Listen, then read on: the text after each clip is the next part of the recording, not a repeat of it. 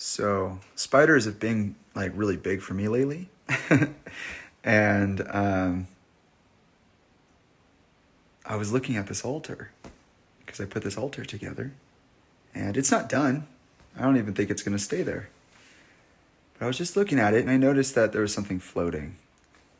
And it turned out to be a spider right over.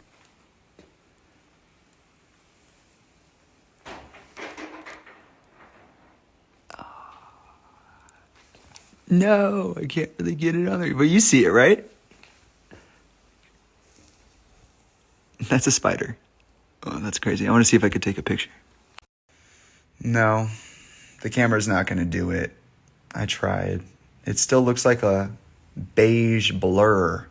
So that's lame. But it's pretty cool though. So yeah, I hope you guys are having a nice day.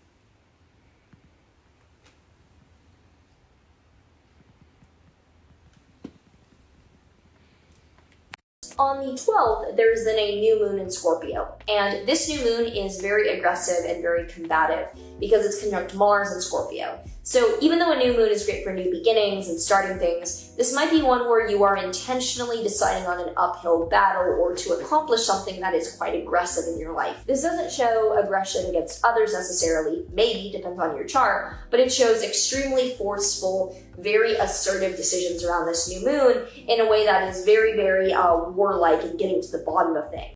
From the 11th to the 12th, so right around the time of this new moon, Mars in Scorpio will be opposite Uranus in Taurus. So Mars, being our action or aggression, will be opposite Uranus, the planet of disruption and chaos, showing that from the 11th to the 12th, do not be surprised if around this new moon, actions are chaotic, destabilizing, and very sudden and electric. Again, this doesn't necessarily show that you're fighting against others or having personal issues. It might depend on your chart, but it does show that the actions to get things done around this time set off a wildfire. So you might be trying to do a job or get something done, and for example, you light a match on fire into gas, like that kind of thing, where it's just like a huge amount of ordeal. One little domino sets off a chain reaction. 13th to the 14th, the sun will then oppose Uranus, even more enhancing this like Scorpio placements opposite Uranus thing, which is very aggressively chaotic and aggressively destabilizing. So I'd say the middle of this month is going to be just like bomb after bomb after bomb of like, it cannot get more surprisingly chaotic, where it's like, whoa, whoa, whoa. So again, not bad and not showing that there's like terrorism going on in your life necessarily, but that you might feel victimized by the amount of chaos and unexpected yet obvious things that go wrong with what you're starting. Then from the 15th to the 21st, the sun will be conjunct Mars in Scorpio. So when the sun and Mars are together, people are combative, they're aggressive, they are very mean with their words, and this isn't all bad. They're also very hardworking. Workouts are probably going very well. They're getting a lot done. They're being very hardworking and accomplished, but this Mars energy is very pervasive from the 15th to the 21st. So if you have to ask anyone for something or make a case, I would do it earlier in the month versus if you have to work out, do anything aggressive, anything like sports-wise or like beat someone in something, I would do that the 15th to the 21st because it's much more aggressive. From the 16th to the 18th, in that time frame, Mars will be trine Neptune. I really like Mars trine Neptune because it shows that Mars is in a healthy way uniting with Neptune, the planet of spirituality and high-level transcendence. So this shows actually like compassion, spiritual warrior energy of fighting the good fight. Then on the 23rd, the sun enters Sagittarius. This very much lets steam loose. It's less intense, less aggressive, and more like, okay, we're all friends now, let's just like party. So it's much more fun last week of the month, even though it's not necessarily like resolving the issues. It's definitely more lighthearted. A quick acknowledgement of the hacker who forced my hand on October 26th. To think we could be in such a different place if you hadn't forced my hand. Tried to disrupt me?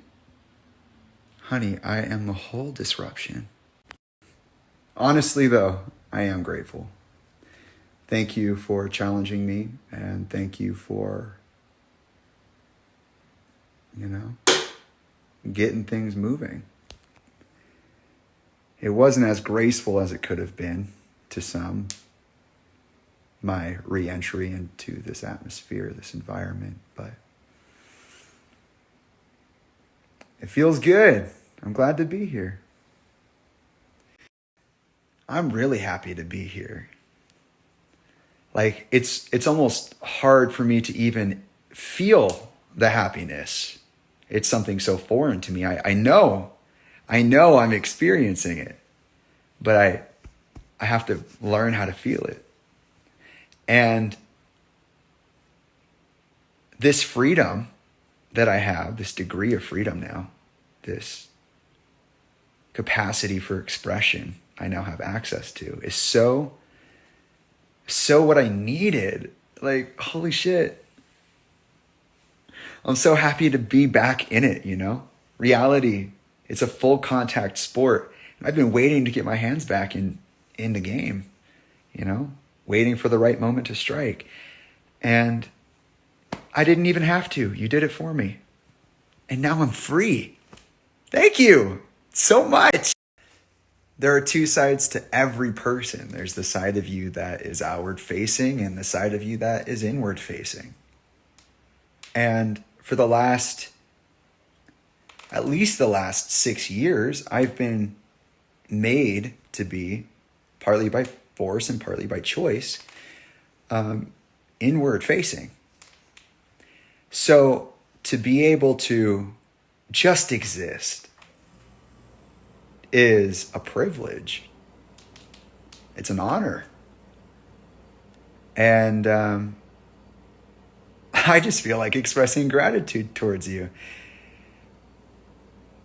Again, don't do it again. This isn't me saying that what you did was nice. I'm just saying what you did forced me to rely on myself. And I fucking did that. I landed those backflips. Perfect score. So, what do I want to do with this crazy power I've tapped into? Honestly, I'm just feeling like I want to live my life and tell my story how I want to whom I want to, when I fucking want to. And I've been feeling that way for a while. It's going to be great to actualize that. And I think a constructive first step would be to introduce you all to and observe myself in acknowledging my practice surrounding the lunar cycle. So let's jump the frick into it, guys. Wow. Okay, now I'm being annoying. I'm sorry. Now, as I've said with pretty much everything else I've brought to the table this far, at this moment, I only want to get into the general concept of the thing I'm talking about, not necessarily the nitty-gritty details, because that examination or that level of examination, it's reserved for another time. Long story short, in the year of 2021, my partner and I lived out of my car, which we had converted into a camper. The reason that we did this is because we felt it was in our best interest, considering the current state of the world, to do what we could to distance ourselves from modern society and reconnect with nature, whatever that meant.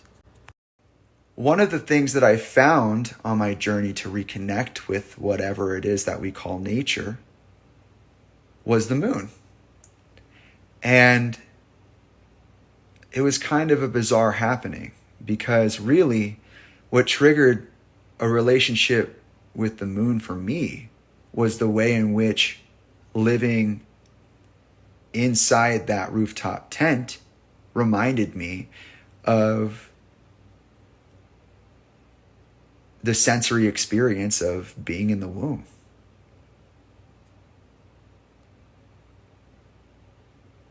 I can explain. After observing about maybe, I would guess, 2 or 3 lunar cycles in their entirety from the inside of the tent, I became aware of the fact that when the new moon came around, it was so dark in the tent that it literally felt like you were underground in a dark cave. And then on the day of the full moon, it would be so bright that the moonlight coming in to me looked like someone shining a flashlight through your skin. You know what I mean? You ever do that? You take like a flashlight and push your finger up, like E.T. finger. It looks like that. It looks like E.T. finger. E.T. phone home. It's actually the E.T. finger part that got me thinking about the womb, because whenever I was in that oppressive darkness, I would feel like abyssal.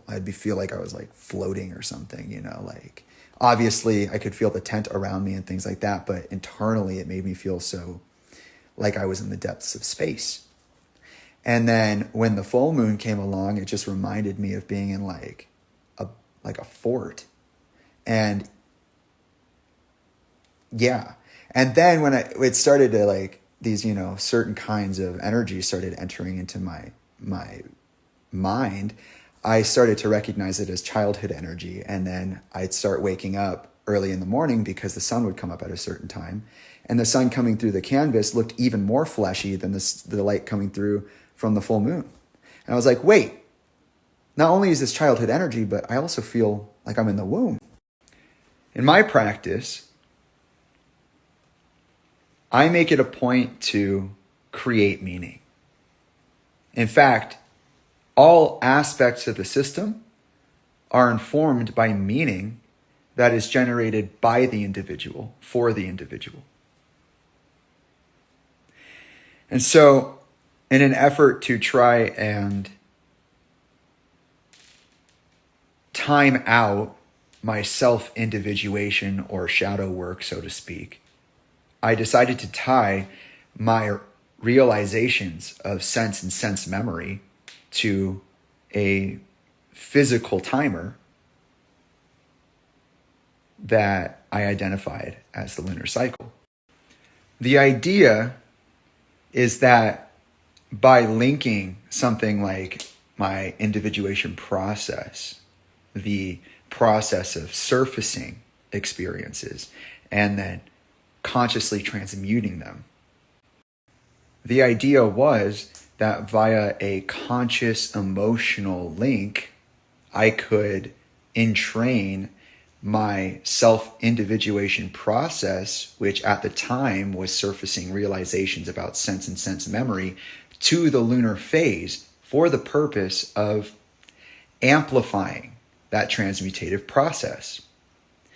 It's a practice that allows for meaning to generate magnitude through repetition, and through magnitude, intensity of force.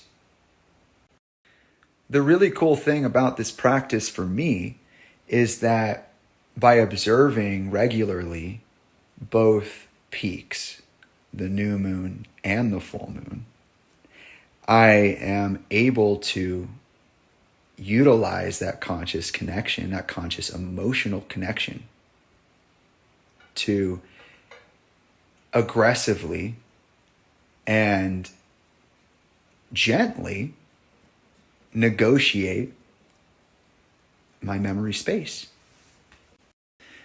Through observation, I have forged connections into memory space that even 6 months ago wasn't available to me. But it was there. And the reason that I am able to continue to recover at such a rate is because of this practice, this entraining my self-individuation process with the lunar phase. In other words, what I'm saying is that out of necessity, I developed a method for not only, purifying, but strengthening the bonds that I have with memories I keep, and for the recovery of memories that I've lost focus of over the years. And the coolest thing about this process, in my opinion, is that because it is the entrainment of an internal process with an external object through a conscious emotional bond, this thought construct can be applied to any object, whether mental or physical, and that really the potential of the meditation to produce effects is limited to the individual and their creativity, which is so cool. So, how do I acknowledge the lunar cycle? Like I said, I acknowledge both peaks, the new moon and the full moon. I perform the same meditation for both the new moon and the full moon. Every new moon, I will look back in meditation. I will eat my tail, and I will attempt to remember not only the individual new moons, and if it's a full moon, the full moons, but I will also try to remember in as much detail as I can possibly muster every event that happened in between those new moons. Though I do perform the same meditation for the new moon and the full moon, the context of that meditation changes because in my practice, the new moon and the full moon represent very different things symbolically. The new moon represents formlessness, presence, total existence, no thought at all, just feeling, knowing. And the full moon represents form or thought. And so as the new moon translates into the full moon, those feelings that I have, predominantly in my system rise to the surface, so to speak, for the purpose of transmutation. And then as the full moon translates into the new moon again, those things are transmuted aggressively by default. That's just the way energy works. In my experience, it either is or it isn't. And when it is, it sure is. I call it a chaotic whirlpool because basically you just got to let go and let that thing flush you down the toilet, which is actually not a toilet. It's like a water spout or something. I don't know. But yeah, that transmutation, by the way, can also be amplification. It doesn't have to be a changing away from a state. It could also be the deepening of a state. So there's that. So then, new moon. What do I do on the new moon specifically? Well, I'm about to do that, actually. That's what this has all been leading up to. Me acknowledging myself and observing myself in preparation of my own practice, which is something, as I said, I have not been able to do in a very long time. So I'm just fucking stoked about it. On the new moon, I choose to acknowledge where I've been in observation. And I also like to set the seeds of what's to come through intention. I might write it on a note and burn it. I might arrange a certain number of, talismans in a certain way. I might just talk. I might just talk to someone. It could be literally anything. And that's what I do. Super chill. I'm just acknowledging myself.